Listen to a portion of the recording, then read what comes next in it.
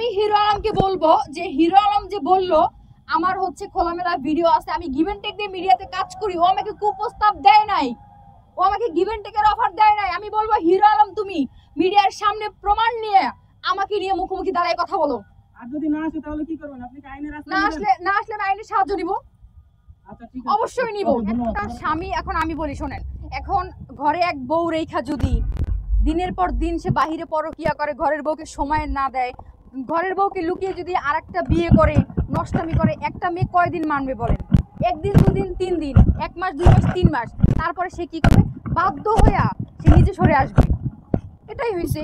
কারণ হিরো আলমের কথা আমি কাউকে ছাড়বো না, আমি হচ্ছে বোর গুডাউন দিব, বোর ফার্ম খুলবো।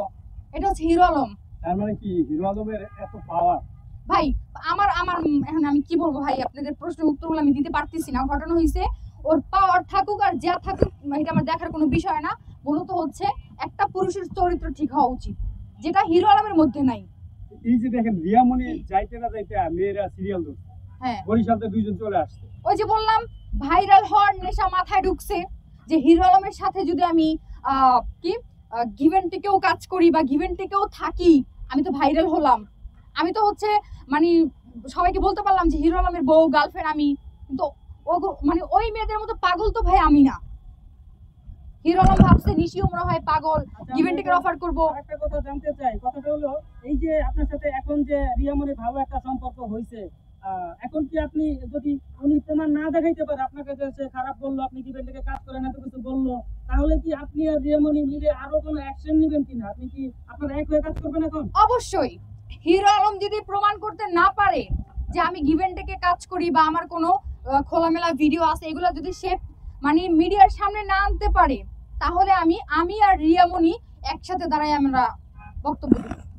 আচ্ছা, এইটা নিয়ে কি আপনি প্রশাসনিকভাবে কোনো ধরনের কোনো ইয়েতে যাবেন না, অ্যাকশনে যাবেন না? যেহেতু আপনার চরিত্র নিয়ে কথা বলছে, সেই ক্ষেত্রে তো আপনার মনে হয় যে আগে প্রশাসনকে জানানো উচিত। তা না জানে আপনি কেন রিয়ামণির সাথে এক হয়ে কেন? আরে ভাই ঘটনা তো কালকের, এটা ঘটনা তো কালকের।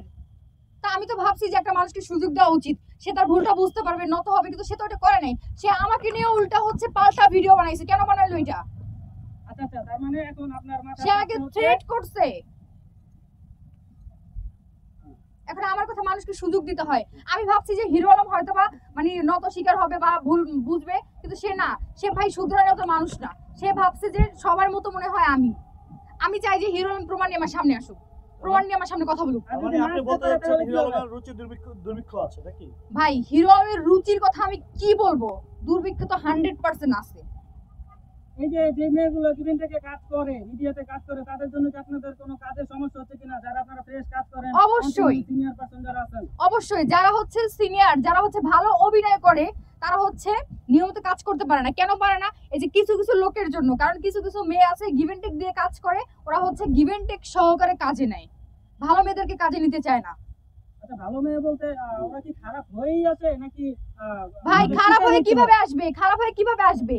এখন মূলত হয়েছে একজন যদি কাজের অফার করে, বলে যে অমুকের সাথে তোমাকে অভিনয় করাবো, তো ঘটনা হয়েছে তোমাকে গিভ এন্ড টেক দিতে হবে, তো মেয়েটা কি করে বাধ্য হয়ে রাজি হবে? মানে বাধ্য করানো হয়, কোনো মেয়ে ইচ্ছে করে গিভ এন্ড টেকে রাজি হয় না।